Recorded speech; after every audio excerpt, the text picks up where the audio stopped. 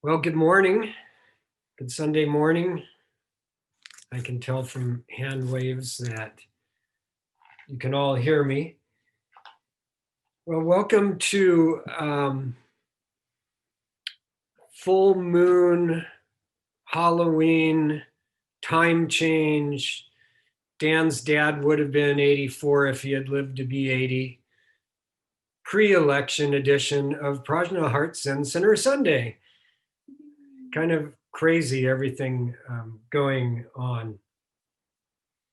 And I think that craziness or the chaos, everything that we're all feeling has been reflected in many of my conversations with some of you this week.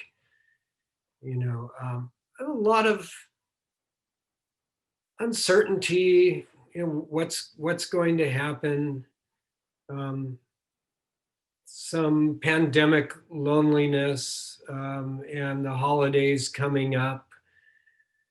I talked to Nick, our son, yesterday, and he said that downtown LA is being boarded up again in anticipation of whatever on November 4th, the day after the election. And I saw that in San Francisco, the same is happening.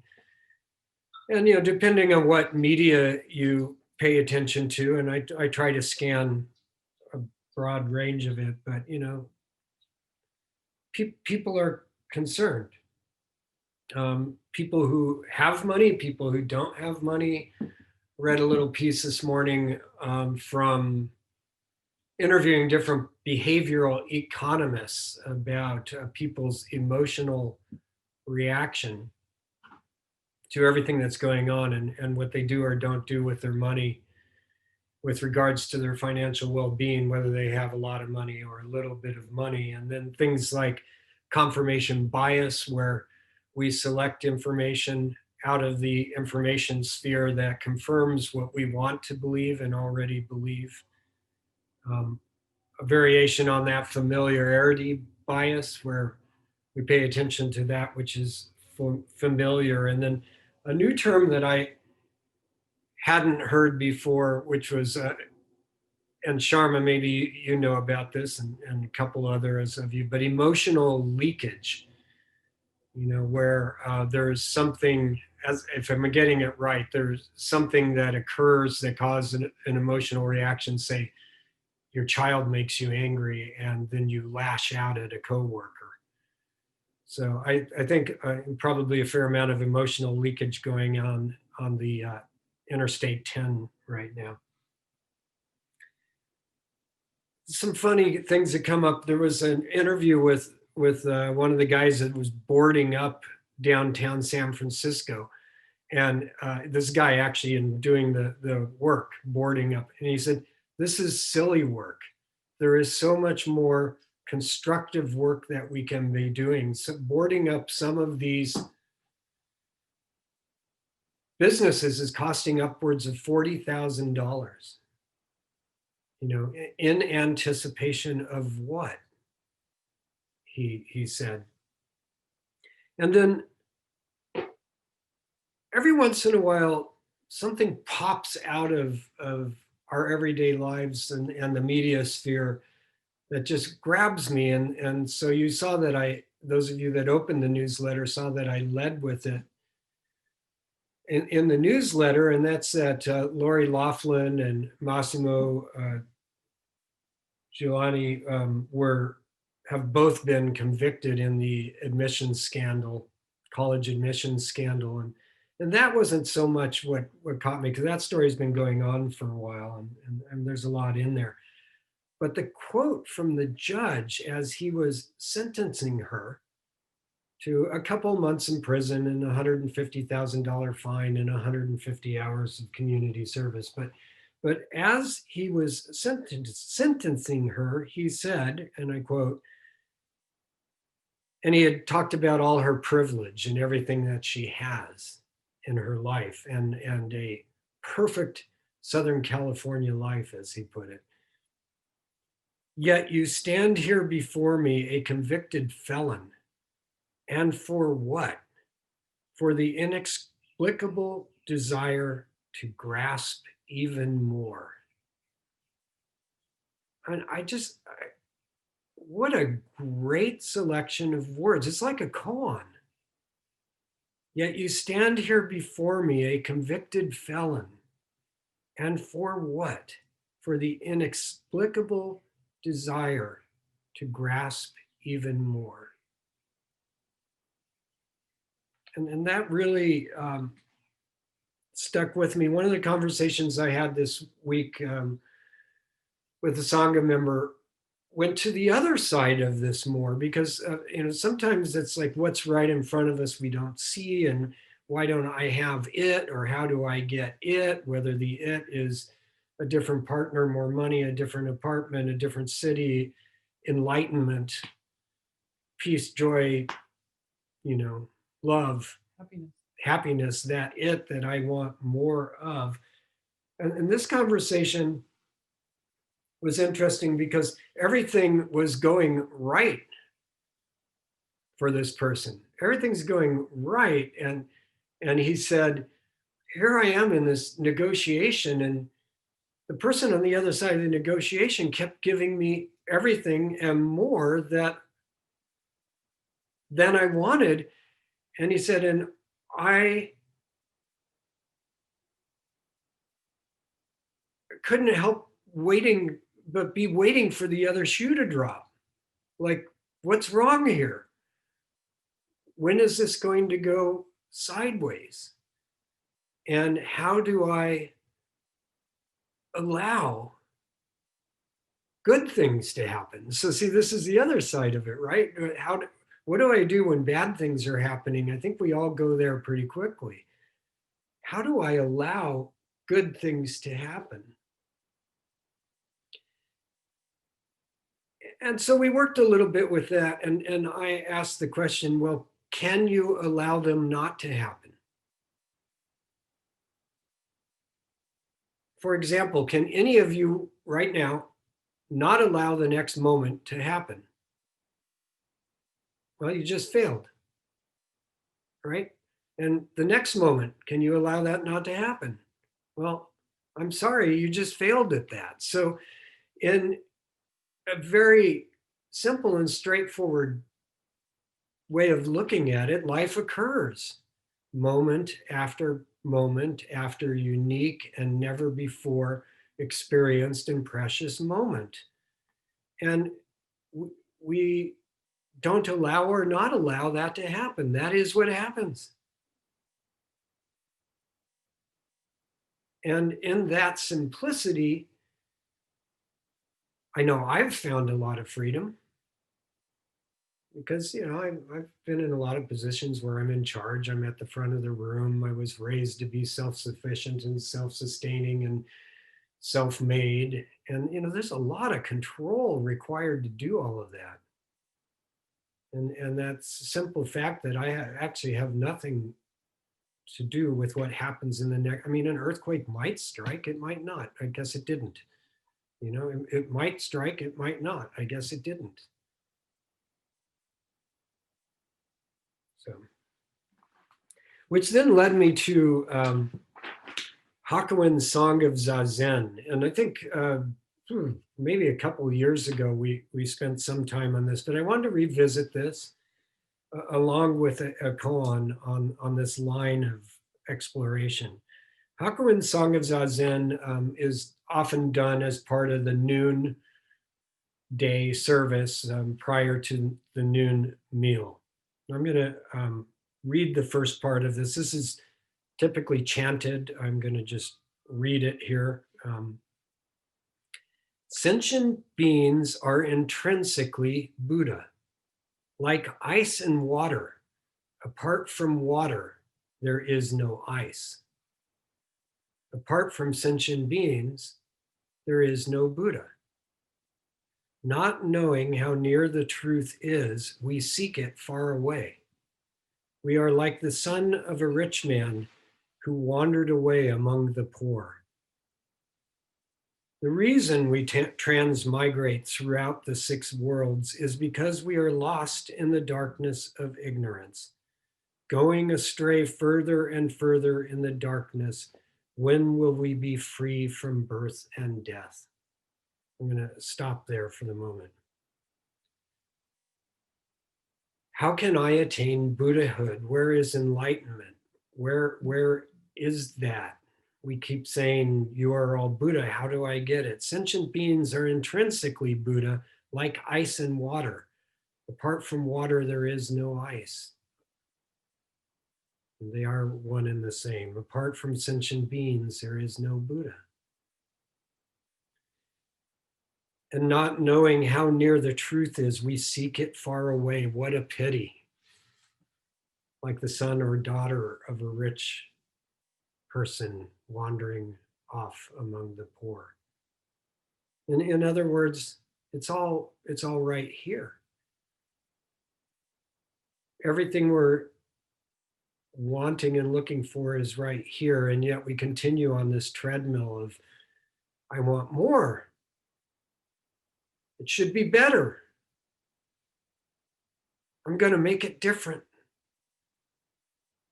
And that's not to say that circumstances don't matter, but in that attachment, that obsession with more, better, different, we keep ourselves on the treadmill of delusion, and suffering. So, can we step off the treadmill and experience the next moment? Some of you will remember case 10 in the Mumonkan, Zazen the Poor. And this koan features Zazen, who's an accomplished monk in 9th century China, and Master Sozan, who lived just into 10th century, died in 901. Sozan was the student and successor of Tozan, and this is significant because the So of Sozan and the To of Tozan together, So and To, formed the Soto school of Zen. So master and student, To and So, Soto, Zen. And then, in our lineage, that is, Soto Renzai, right? So anyway, this is one of our direct ancestors. So anyway, the monk Zazen eagerly asked Master Sozan, I am solitary and poor. I beg you, Master, please help me to become prosperous. Sozan said, Venerable Ze. Yes, Master, replied Ze. San said, you have already drunk 3 cups of fine Hakka wine, and still you say that you have not yet moistened your lips.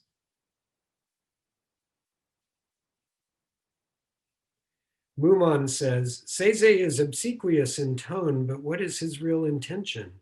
Sozan has a penetrating eye and thoroughly discerns the monk's state of mind. Be that as it may, just tell me, where and how has Venerable Ze drunk the wine? And then the verse, poor like Hantan, of a spirit like Ku, though they cannot sustain themselves, they dare to compete with each other for wealth. So we'll take this and work backwards a little bit. The verse, poor like Hantan, of a spirit like Cow or Ku, I'm not sure, K-O-U, though they cannot sustain themselves, they dare to compete with each other for wealth. So this verse is describing what's going on in the main case. Hantan was a well-known fortune teller in history in that part of China, who could not support himself through fortune telling, and his wife and child lived in a cart, and they slept under the trees every night as they traveled around trying to make enough money to survive through telling fortunes. Ku or Cow, on the other hand, is probably Ko. It looks like Ko. Was a warrior well known for strength and bravery and courage and the ability to penetrate through any situation. So in the verse, we're saying, impoverished like Hantan, strong like Go. Though they cannot sustain themselves, speaking to this poverty, they dare to compete with each other for wealth. So, how are these two poor? And what are they competing for in wealth? This is pointing to, in our purest state, our true selves, that emptiness, there is nothing. So that is, in a way, if there's nothing, an impoverished state, like not having anything. And yet here are these two masters competing with each other for the infinite and limitless wealth. Like, do you have it? Do you have it? Do you have it? Because this koan, though at first reads like, oh, master, I'm lost and alone and poor. Will you make me prosperous? And the master says, well, guess what? You already are. You're like someone who has drunk the finest wine in China and not noticing that your lips are already wet. But if you look a little deeper here, remember that Zazen is a master in his own right. So there's Dharma combat here. Zazen's testing Sozan. How will Sozan respond to this? I am, alone, solitary and poor. Please help me to become prosperous. And then Sozan throws it right back at him. Venerable Zay. And Zay answers, yes, master. Now that requires a little unpacking. Yes, master. Now remember, 2 weeks ago, we had hermits thrusting up their fist in a different kind of solitary, right? The hermits in a hut, all alone in their huts. Are you there? Is there anybody there? Yes. And that simple act of declaring oneself, of standing up, of sitting down, of saying, yes, master, of drinking a glass of water, of saying hello to somebody on the street, of picking up a book, of putting down a book. That is the next moment occurring. It is complete and limitless. So in just answering, yes, master, Zay is demonstrating the completeness and limitlessness and richness of our lives just as they are. And Sozan challenges him a little bit further by saying, you are just like someone who has already drunk 3 cups of fine Hakka wine, and still you say that you have not moistened your lips. So there's this back and forth, right? Well, you're asking me the question, and you just answered the question, yet you're saying you need the answer to the question. I mean, it's really, just from a gamemanship or game theory point of view, quite a fun little exchange. Oh, please help me. Say your name. Say my name. Well, aren't you like the little boy in the ox herding pictures where the truth is right under your feet? And yet you go off searching for it. And you go around this whole big circle to come back right to where you started. Because it's all right here, these moments that we cannot not allow to happen.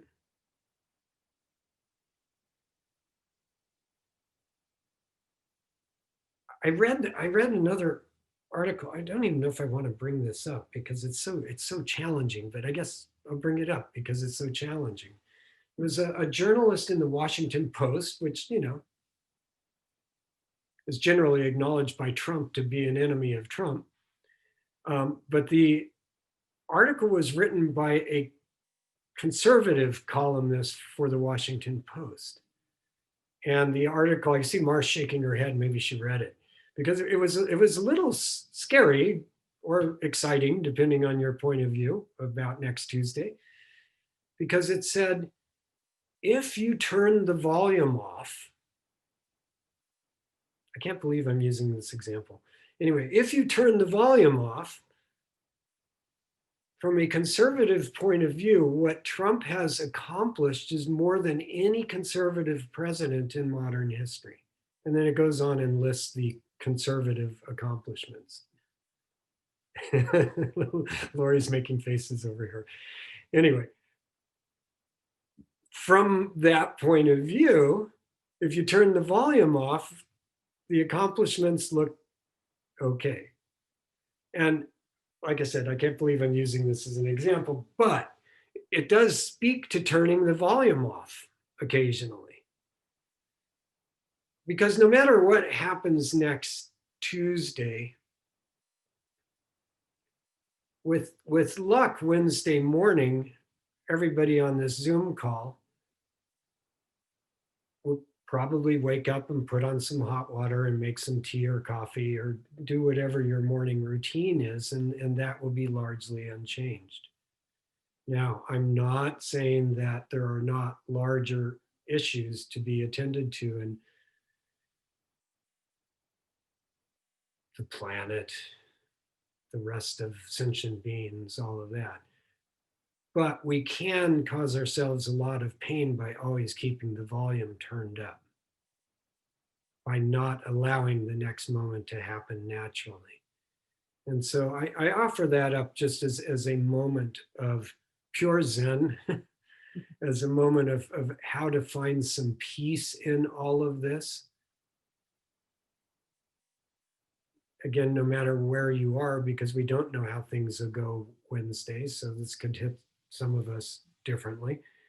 But in the moment, it's right there. Our lips are wet. We have just this moment had the finest wine in all of China. And Melissa just took a sip of the finest tea in Santa Monica.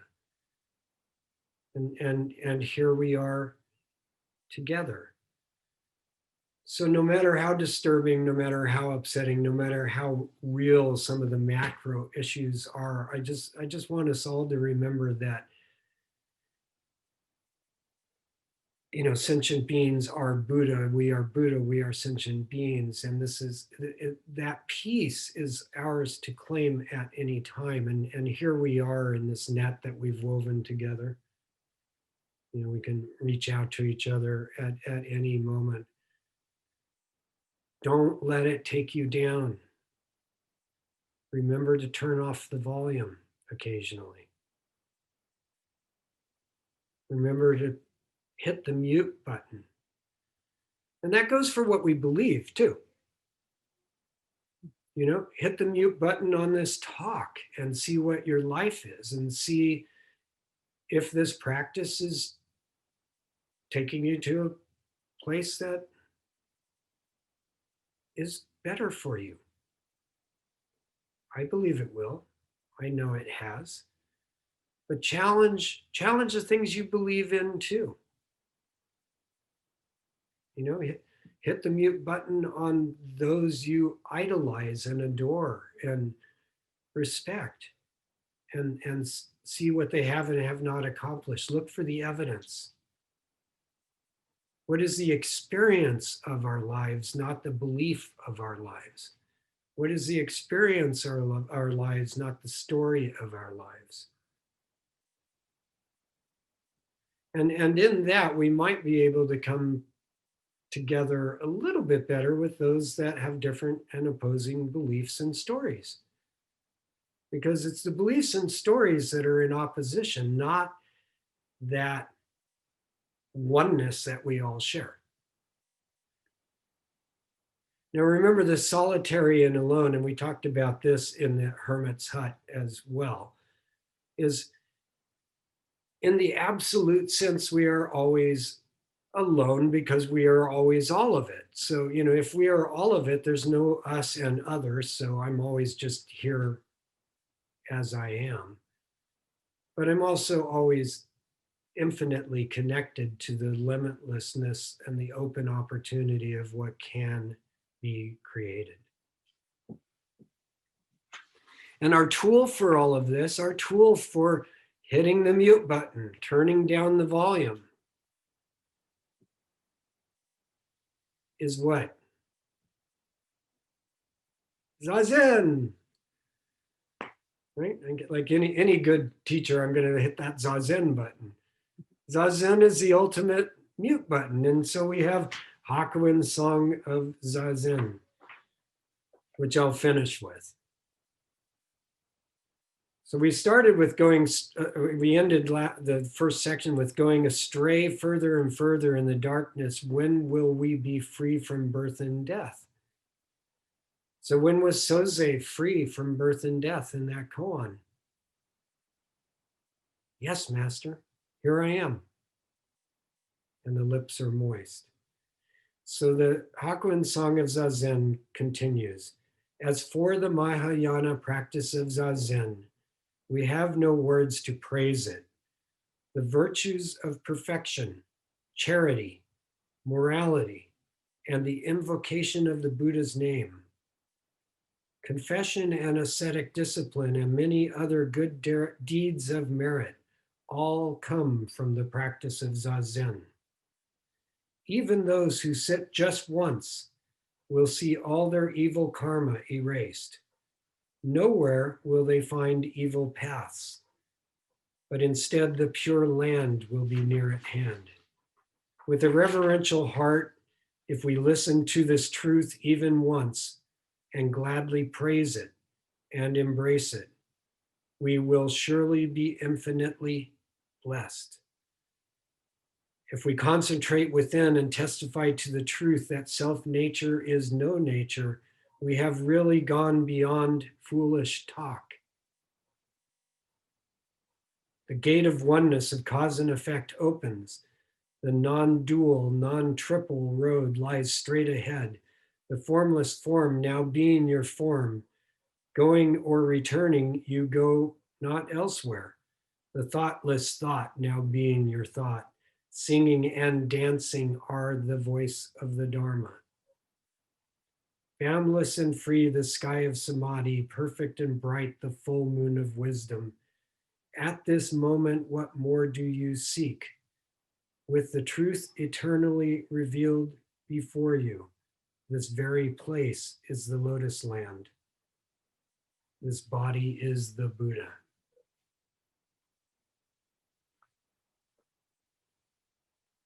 So there's that, or the inexplicable desire for more. And I offer that up this morning. Full moon, Halloween, parties till 2 a.m., time zone change or time change. I wish my father had lived a little longer and we were here to celebrate his 84th birthday. And so I celebrated it anyway with him. This is always ours to claim. And we've got an election coming up, but reclaim and restore and maintain that peace that is within you. Sit Zazen if you need to, or call a Sangha member if you need to. This too, we shall. That's the quote. Well, we shall prevail. I'll just say that. Okay. Any questions, commentary, additions?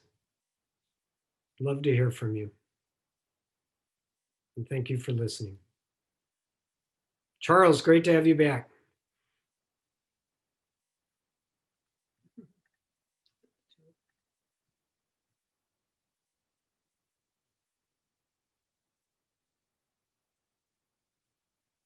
Jeff, are you speaking? You're muted. Christine and I are talking about you. That was a great talk. I really got a lot out of that. Yeah, it's funny. I was thinking while I was sitting, I was like, man, there's sometimes where I'm just so at peace and happy while I'm sitting. I just wish I could do that, the rest of the time too. And I just really was. I hadn't heard the Song of Zazen before. It really like clicked with me during all this upheaval. That piece is right before us, right here, right now. So let it go. Yeah. Thanks, Jeff. Yeah. Christine, how are you doing? Oh, how you doing? Good. Thank you. She doesn't want to be on camera right now. That's okay, but it's always nice to have you with us, Christine. Thank you. And Charles, is Tracy hiding as well, or is she just busy with other things?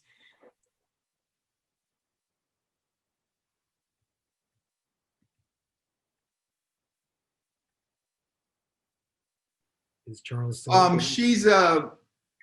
She alternates between this and doing a church Zoom with her Episcopalian group.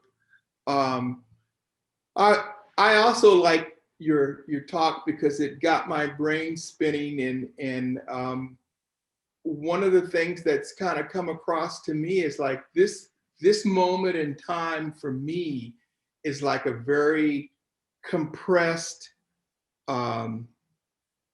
congealed down, and it allows me to look at my practice in a different way.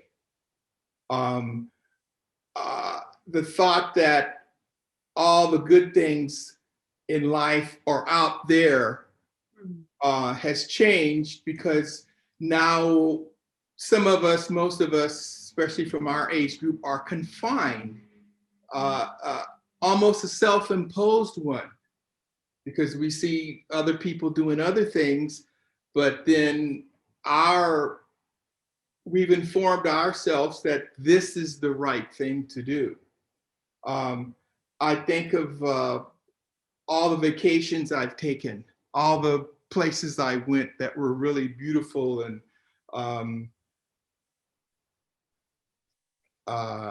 separated me from another reality. And in these 8-9 months, I think of the places I didn't get to go or get to go back to. And what I found myself discovering was that, especially when I sit or when I'm quiet, and I guess I'm really sitting when I'm quiet too, is that if I close my eyes and concentrate a little bit, that I can find that state of calmness. And even living on a busy street like Magnolia Avenue, and the cars going up and down, making noise and this stuff. Sometimes when I sit, especially today when I sat, because I'm sitting in another part of our home that's closer to the street, is that if I let my mind go and maybe turn off the talk that tells me what the noise is out there, the noise changes into something else. For example, the cars going by, if I close my eyes and concentrate, to me, that it's no longer cars going by, but it's waves on a beach. And one of my nicest places to be, or where I feel really comfortable, is at a beach, any beach. So as the cars go by, they turn into not an annoyance anymore. Now they give me that feeling of being on the beach. Nice. Or I look out my window, and I live on a corner, but I've got high hedges. So the squirrels and the birds and the lizards and everything have kind of turned it into a park. So when I go out to sit out in the backyard, or if I'm doing a chore, all of this nature is around me, and I have access to it, where before COVID and all the other issues that are going on, the election, all those things just went past me. I wasn't mindful about them because I had other things to occupy my mind. And now that I don't, these things are coming back to me, and they're giving me some solace and some comfort. And so, to your talk today about, when we're alone with ourselves, with our thoughts, and with all those other things, we really don't need anything else. Yeah. And I don't want to have to experience, but say, for example, everything changed totally and we weren't in homes, we had to migrate to someplace else.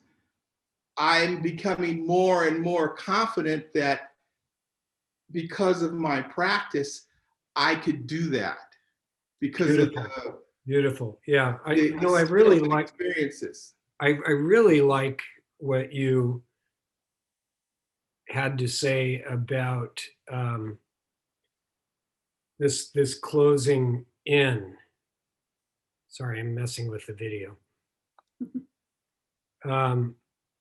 Yeah, this kind of closing down and that the kind of pressure. Yamada Roshi, in his commentary on the koan Seiza of the Poor, talks about poverty being a great condition for studying Zazen, or for pursuing Zen and enlightenment. And I found that a little curious because Yamada Roshi, as some of you know, was a hospital administrator and his wife was a surgeon. So I don't think they were poor per se. But the metaphor, if we take it that way, points to what you've said, is that sometimes the circumstances of our lives provide really useful, well, let me restate that. Always the circumstances of our lives provide a useful point of training. So if you're committed to this practice and committed to finding that peace, then no matter what is happening, it is your practice. It is your practice. I was on a Zoom call the other day with a client, and one of their practices is start every call with a moment of silence. And there was one woman on the call who had just gotten out of the car. She had said her 2 kids were in their car seats screaming and this and that, and she was just like all over the place. And so it was like, well, who should lead the moment of silence? And I said, Jen, why don't you lead? And she goes, can I defer today? I'm just not. And I said, this is your practice. You're on. And we need to use all of that. Like the moments when we're in most disarray are some of the best opportunities for us. So thanks, Charles, for adding that. Lori? That's actually a piece that I wanted to bring up because I feel like this time is a challenge for a reason. I feel like we have a great opportunity right now to really boost out from where we've been and really put complacency aside and take on the challenges of this time, take on the concerns as an opportunity to grow, to accept what is, and to reckon with it, and to really find what is transformative for you. We don't know. The only way we can know is to let go of what we hang on to in terms of a complacent moment in our lives, and that's never achieved anything near transformation. So it's tough, but I think we have to look at what we're learning and accept the challenge and move forward and recreate our understanding of our world, which will recreate our lives, and we'll forget about wanting to be something that we're not. That's my hope. Lori looked great in her blue on blue in the blue. And Stop it. thanks, Lori. That was fantastic. We're trying different framing and different light coming on us weekend to weekend. So anyway. You're welcome. I don't know if you heard the two of us chanting the vows, the 4 vows earlier. Like we were so in sync, we were so together that I was like, oh, there's another 31 years of marriage. 62 years. If we make 62 years of marriage, there will have to be another teacher if I'm still alive, and it won't be pretty. Anyway, anybody else? So Charles, I really like what you were saying about how when you kind of change your mindset on the cars going by, it sounded like the ocean. Because that's something that I do. I've always done with Zazen, that if there's a sound that's annoying me, which happens a lot because we live in LA, I'll focus on the sound as my meditation. Like I'll just purely focus on listening, which is actually a great way to quiet your mind too. It actually works really well. So it's like turning the irritation into a tool or into something that's beautiful. And that reminded me of, I just spent a week at a spiritual retreat in Mexico, and I was getting bit by mosquitoes more than I ever have before in my entire life. I've never seen anything like this. I mean, I must have had 100 bites. It was ridiculous. I think they're attracted to the bug spray as opposed to being deterred from the bug spray. And I was suffering through it and suffering through it. And then one day I was doing a meditation outside, and I was looking down at my legs, and I thought, wow, I mean, it's kind of a masterpiece. I mean, like, how did I get so many bites? It's like a glorious painting, and it's really itchy, but like, that's just magical how like Mother Nature created that, you know? And like, just in that one moment, it's kind of like I surrendered to the what's so. And ironically, I don't know if it's related, but I feel like they did stop biting after that. That's probably in my head. But at least at least coming from a place of appreciation, you know, the itching wasn't as big of a deal. It was just like, wow, I mean, they love me. They love me. So I feel like in terms of like the election and the whole state of affairs, the pandemic and everything, it's like, where can we find what's working in what looks like it's not working? No? Or where can we find something to appreciate or something to value, and keeping the focus there is what I've been trying to do anyway. So that's it. Thanks, Melissa. And all these mosquitoes love you too. So zit. Everybody give her a bite, you know. Zit. But I love what you said, surrendering to what is so. This word surrender comes up in our practice a lot. Ken, I don't know if it comes up in Kundalini, but this word surrender, I just want to be, is a really precise word. It's like giving over to, allowing to be. Like we said, you cannot not allow the next moment to be. You just surrender to that. But I want to make sure that is not the same as submitting or submission, okay? Because you, even in surrender, you retain your power. Ken? Yes, coming back to this wave that Charles kind of started, and Melissa's riding the crest of. When I moved to New York City back in the late 80s, I couldn't stand it. Noisy, dirty, crowded. And it went on for weeks, and I was not a happy camper. One day, and this is maybe 5 or 6 weeks into my stay in the big city, I came back to the apartment on the west side in the West Village, and all of a sudden, I realized that it was silent. And I looked up, I said, wait a minute, where'd all the noise go? Where did the sirens go, and the traffic and the talking and the jets? And that's when I realized the city had allowed me to become a denizen of New York City. That's when the noise became back burner, became background. That's when the traffic became waves on a beach. And it stunned me when I realized that I had been accepted by New York City. And from then on, I absolutely fell in love with New York City. I fell in love with the noise, the people, the commotion, the late nights out at the rock and roll venues, everything. The subways, everything. But up until then, I guess I hadn't surrendered then. And then all of a sudden the city allowed me in. I felt like I had nothing to do with it. It happened to me. My environment allowed me in. Yeah. The gate became gateless. And from that point on, New York City to me was the best place in the world. Absolutely heaven on earth. I love the way you frame that. I surrendered to it and it let me in.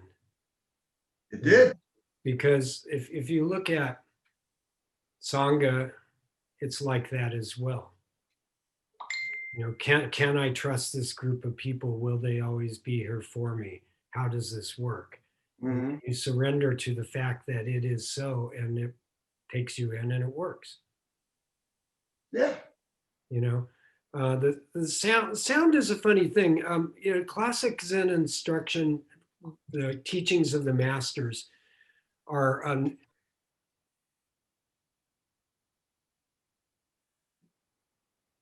not to attach to sound either, right? Because now, and that's not negating anything that anybody said, because this is all good practice and good stuff. But is it sound or no sound? It's really the story or the attachment to the sound or no sound versus what Ken's surrender to the sound of New York City.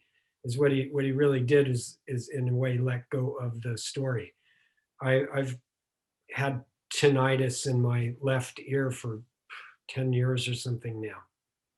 You know, it's I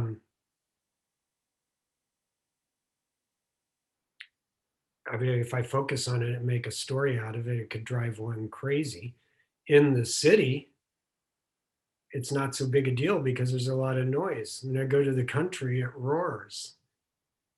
You know, so it's kind of funny. So sound is a funny thing to work with, and I think that surrender allows you to become one with the sound.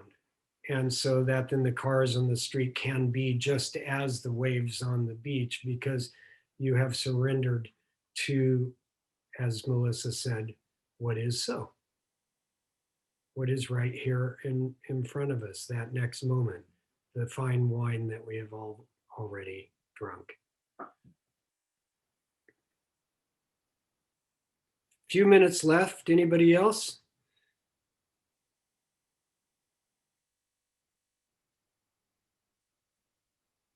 Sharma? Hi, this has been really a great talk for me because it brought to mind when I first became familiar with this practice, the idea that everything is perfect exactly as it is, was just this huge explosion in my brain. And I had never thought that or even considered it in any way. And I use that a lot.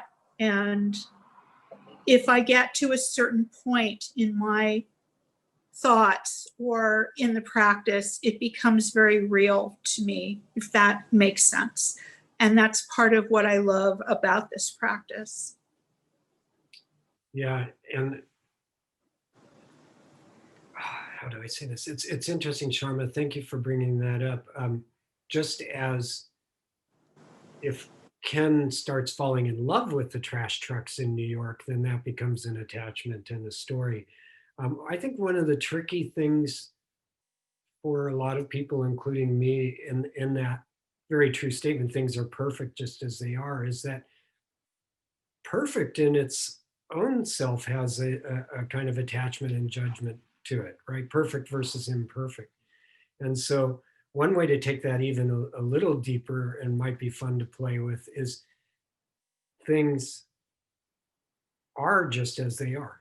Everything is just as it is. Like that's that momentary experience of our lives.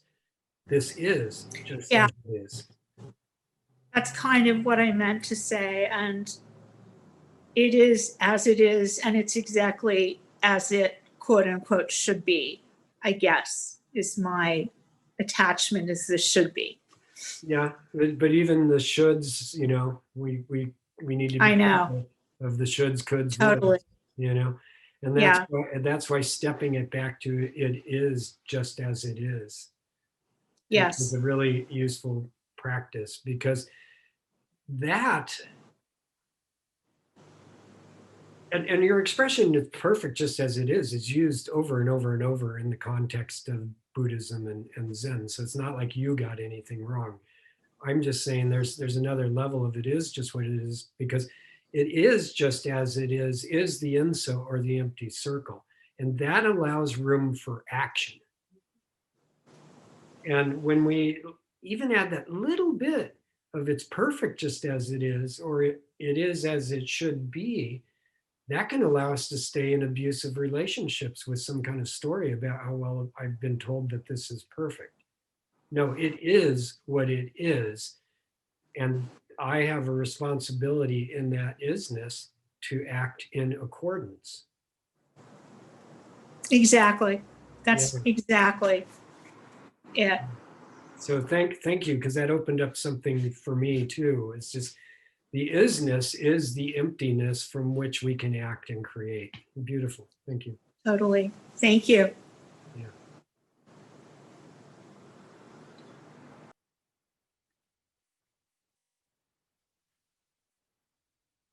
Mark, how you doing there? Got a look of deep thought there. Sorry, I've got a server down. This kind of fit into what I was talking to you about earlier. There's so much going on that it's so easy to just kind of take that, run with this or run with that and not realize exactly what's going on in your life when really the like kind of my response to everything that's going on has been that, right? That those wet lips. You don't realize what you have until you kind of take a look at everything that's going on around you and realize, like, I'm just kind of letting this happen. You know what I mean? Like, if something that that would normally happen in my life and I'm like, oh my God, this is terrible. That it's okay for something to happen and me to look at it and be like, wow, that wasn't what I would want to happen, but that's what happened. And not follow it down whatever rabbit hole that I want to go down.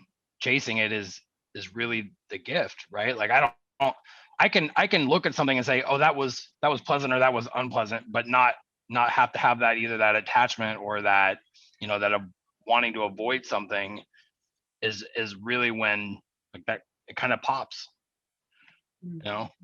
So I mean, I don't know if I really connected the two strings there the way that my brain did, but I really thank you. I appreciate the talk today. Thank you, Mark. Always appreciate your contribution.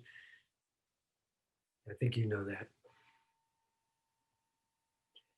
Well, I want to make sure everybody has a chance to say something if they want. And I also want to send you off to the rest of Sunday. So I think that leaves Chalet, Galen, Marshart. You guys good? Andrea. Oh, there's Andrea. Andrea. Yeah. Good. Raise your hand.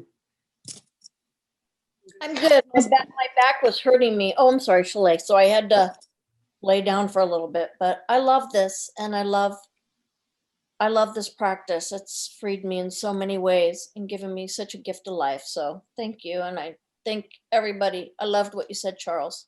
That was awesome. So thank you. Have a great day. Yeah. All right. Jeff?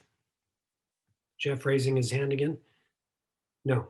Okay. All right, here we go. All right. So going once, twice, we'll ring the bell. Thank you, everybody, for being here.